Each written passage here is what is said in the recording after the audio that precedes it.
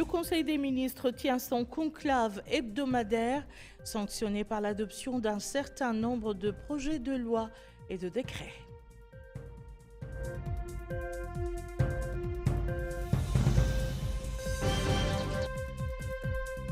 La Commission des ressources humaines de l'Assemblée nationale examine 2 projets de loi pour financer l'extension du Centre national de cardiologie.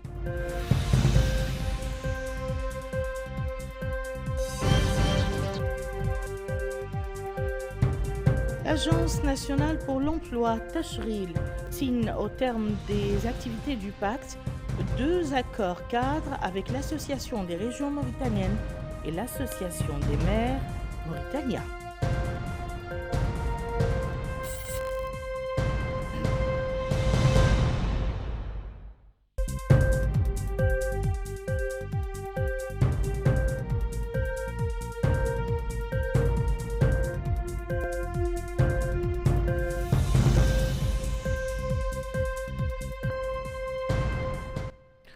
Monsieur, bonsoir et bienvenue dans le journal. Comme annoncé dans les titres, le Conseil des ministres s'est réuni aujourd'hui sous la présidence de M. Mohamed El-Cheikh Ghazouani, président de la République. Le Conseil a examiné et adopté les projets de texte suivants. Projet de loi autorisant la ratification par la République islamique de Mauritanie de la Convention des Nations unies sur les effets internationaux des ventes judiciaires des navires, adopté le 7 décembre 2022.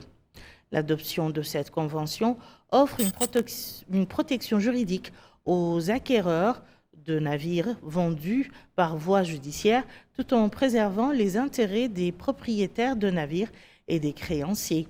Son règlement d'application prévoit des règles supplémentaires qui définissent les procédures à suivre afin de donner effet à une vente judiciaire.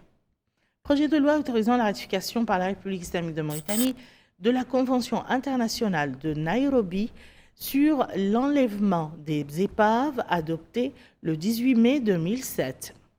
La Convention de Nairobi, adoptée le 18 mai 2007, a été élaborée pour étendre le droit d'intervention des États à la totalité de la zone économique exclusive et garantir le remboursement des frais engagés pour l'enlèvement des épaves.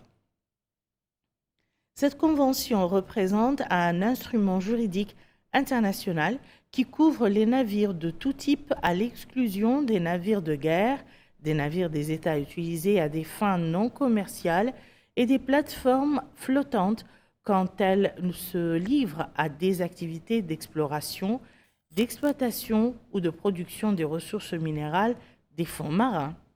La ratification de la Convention permettra à la Mauritanie de mieux protéger son espace maritime, d'agir efficacement contre les dangers liés aux épaves et de sécuriser juridiquement le remboursement des dépenses engagées.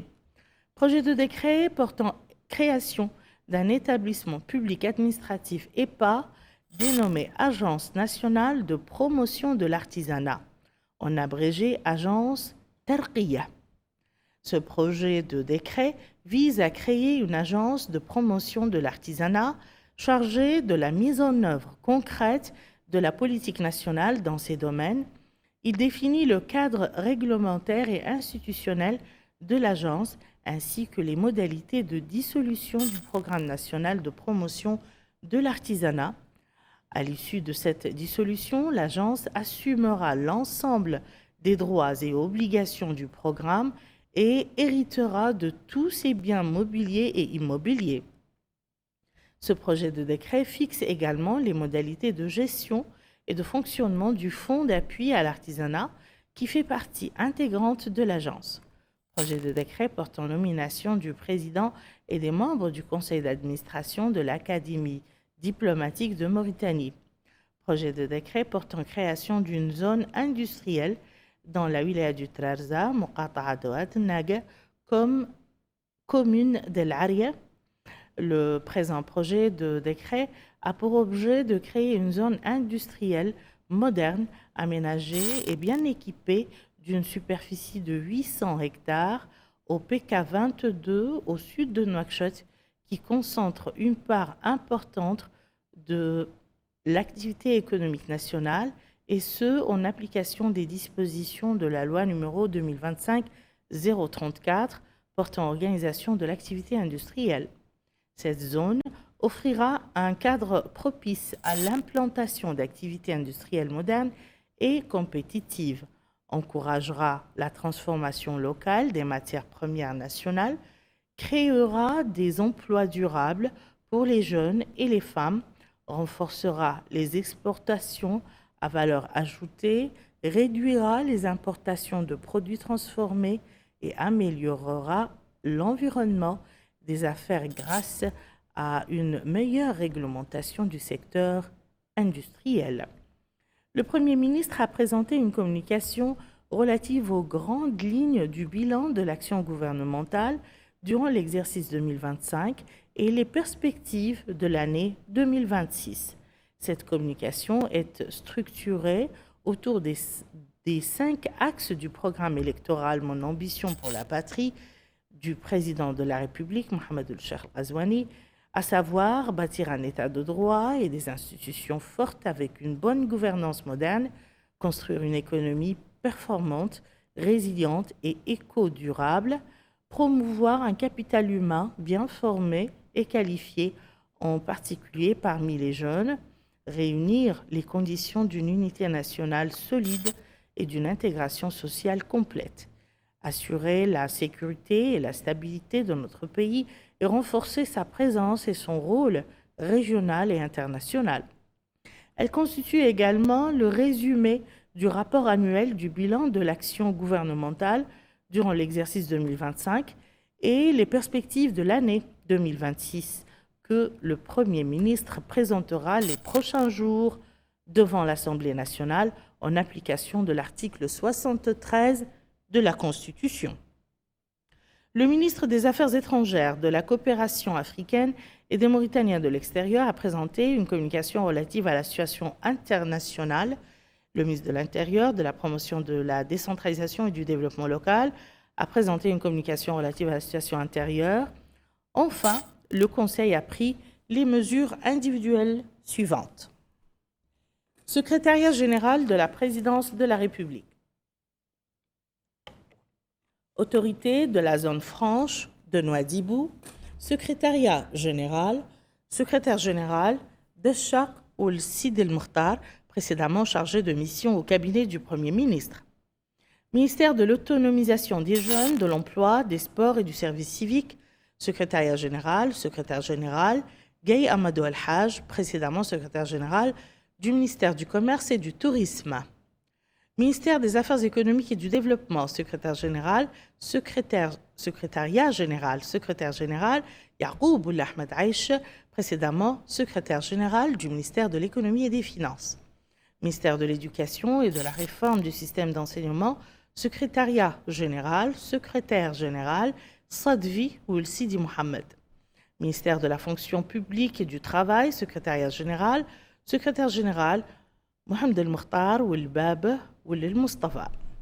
Ministère de l'Énergie et du Pétrole, établissement public Société mauritanienne d'électricité Somelec, directeur général adjoint Ahmed Ramdan Silla. Ministère de la Pêche, des Infrastructures maritimes et portuaires, établissement public Port autonome de Nouakchott, dit Port de l'Amitié, directeur général, le Mrabit Bonnahi, précédemment conseiller à la présidence de la République. Ministère du Commerce et du Tourisme, secrétaire général, Yahya Ould Taleb Ali, précédemment secrétaire général du ministère de l'Éducation et de la Réforme du système de l'enseignement. Ministère de l'Hydraulique et de l'Assainissement, établissement public, Société nationale d'eau, SNDE, directrice générale adjointe, Fatma Michel Vergès. L'actualité diplomatique marquée ce jour par l'entrevue que le ministre de la Défense, des retraités et des enfants des martyrs, Hanan El-Sidi, a eu dans son bureau avec le secrétaire d'État du ministère hongrois des Affaires étrangères et du Commerce, Tristan Azbeg, accompagné de sa délégation. L'entretien entre les deux ministres a porté sur divers domaines de coopération bilatérale et les moyens de les renforcer et de les développer, ainsi que sur questions d'intérêt commun. Au volet parlementaire, la commission de l'Assemblée nationale chargée des ressources humaines, des affaires sociales et culturelles a examiné et discuté 2 projets de loi relatifs à 2 conventions de financement signées entre notre pays et la Banque islamique pour le développement, destinées au financement de l'extension du Centre national de cardiologie. La commission a suivi une présentation du ministre des Affaires économiques et du Développement, Abdallah Suleiman Chersdia, expliquant les objectifs des projets susmentionnés et leurs particularités.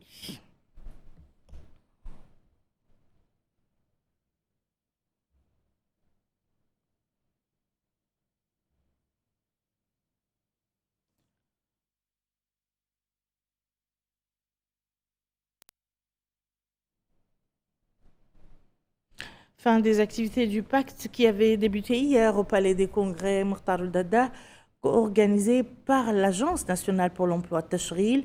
La rencontre tenue sous le slogan Notre pacte, créer des opportunités d'emploi locales pour les jeunes et soutenir les collectivités territoriales avec les ressources humaines nécessaires, a été couronnée par la signature de 2 accords cadres entre l'Agence Tashril et l'Association des régions mauritaniennes et l'Association des maires mauritaniens. Récit de Maïmounalo. La clôture du programme d'appui aux collectivités territoriales pour l'emploi PACT a réuni les principaux acteurs autour d'échanges mettant en avant les éléments clés du projet. Destiné à promouvoir l'emploi local, le pacte offre des opportunités aux jeunes et renforce les capacités des collectivités grâce à des ressources humaines qualifiées. Grâce à des mécanismes participatifs, le programme identifie les besoins du terrain et sélectionne les bénéficiaires en coordination avec les municipalités et les régions, garantissant une sélection transparente des compétences locales. Dans son allocution, le conseil juridique du ministre de l'Autonomisation des jeunes, de l'emploi, des sports civiques, par intérim secrétaire général du ministère, Diallo Cherboy, a soutenu que cette rencontre a constitué un espace de consultation et d'échange. Je voudrais à ce titre saluer la tenue d'une table ronde réunissant des partenaires techniques et financiers de notre pays autour de la question essentielle de l'emploi local. Les échanges ont été riches, constructifs. Ils démontrent une fois encore que l'emploi est aussi une priorité territoriale qui exige des solutions adaptées aux réalités et aux potentialités de chaque région. Cet événement a également été marqué par un moment fort, la signature de 2 conventions cadres entre Tashril et l'Association mauritanienne des régions, d'une part, et Tashril et l'Association des maires de Mauritanie, d'autre part. Ces conventions traduisent une volonté claire de renforcer la coopération entre les ministères et les collectivités territoriales et de construire un cadre opérationnel durable permettant de soutenir l'emploi au plus près des citoyens.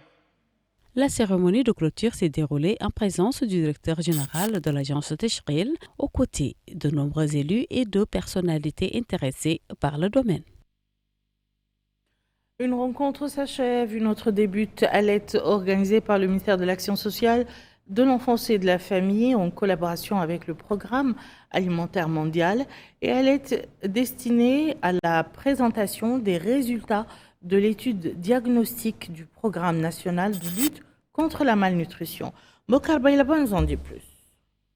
L'atelier vise à examiner les résultats de l'étude diagnostique du Programme national de lutte contre la malnutrition.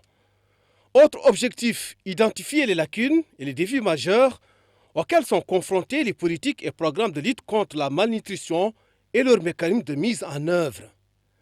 L'occasion pour la chargée de mission au ministère de l'Action sociale de l'enfance et de la famille, Mme Oumkouva Imnesh, d'indiquer que la Mauritanie, à travers la stratégie nationale de développement de la nutrition 2025-2035 et le plan stratégique multisectoriel, s'efforce d'atteindre la sécurité alimentaire, améliorer l'accès à l'alimentation et lutter contre la malnutrition en élevant le niveau économique des catégories les plus vulnérables. Il a souligné que l'enfant et la femme sont parmi les catégories les plus importantes et que leur prise en charge constitue l'un des axes fondamentaux du département de l'action sociale, de l'enfance et de la famille. Elle a rappelé que la prévention de la malnutrition chez les enfants, les femmes enceintes et allaitantes, ainsi que leur prise en charge sont parmi les exigences les plus importantes de la protection sociale. Pour le Programme alimentaire mondial PAM, cet atelier est une opportunité de transformer les recommandations issues de l'étude en actions concrètes et de renforcer la cohérence du Programme national de lutte contre la malnutrition. Selon les résultats de l'enquête SMART 2025, la prévalence nationale de la malnutrition aiguë globale est estimée à 12,9%, tandis que celle de la malnutrition aiguë sévère atteint le 2,1%. Concernant la malnutrition chronique, environ un quart des enfants de moins de 5 ans est atteint du retard de croissance. La lutte contre la malnutrition nécessite par ailleurs une collaboration interinstitutionnelle forte. Le PAM salue l'engagement du ministère de la Santé, du Commissariat à la sécurité alimentaire, de l'agence TASUR, ainsi que l'appui constant des partenaires techniques et financiers. Une coordination étroite, un partage transparent des données et la complémentarité des actions sont indispensables pour maximiser notre impact collectif. L'assistance a eu droit à la présentation détaillée de la stratégie nationale de développement de la nutrition 2025-2035 et le plan stratégique multisectoriel. On referme cette page du journal par le colloque organisé hier soir par le Club de la diaspora mauritanienne, et ce à l'occasion de son 3e anniversaire. L'occasion pour certains intervenants de passer en revue les objectifs du club, au premier rang desquels figure l'édification d'un pont de coopération entre les diasporas mauritaniennes de l'intérieur et de l'extérieur. S'exprimant à son tour, la présidente du club, Arbi Mtan, a parlé de la nécessité de fonder une haute institution chargée des Mauritaniens de l'étranger, soulignant que le club a été créé pour répondre aux besoins de la diaspora mauritanienne dans le dessein d'unifier ses efforts et son lien avec le pays.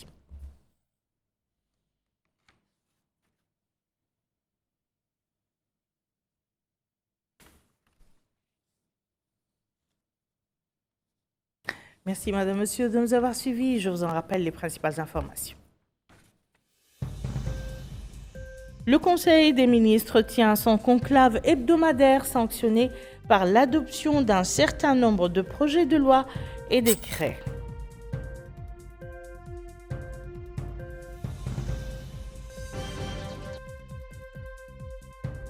La Commission des ressources humaines de l'Assemblée nationale examine 2 projets de loi pour financer l'extension du Centre national de cardiologie.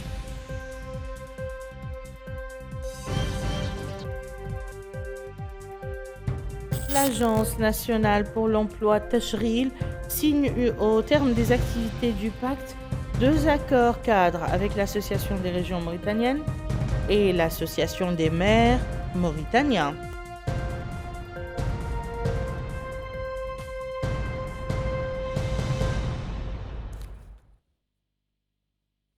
Bonne soirée, à très bientôt, Inch'Allah.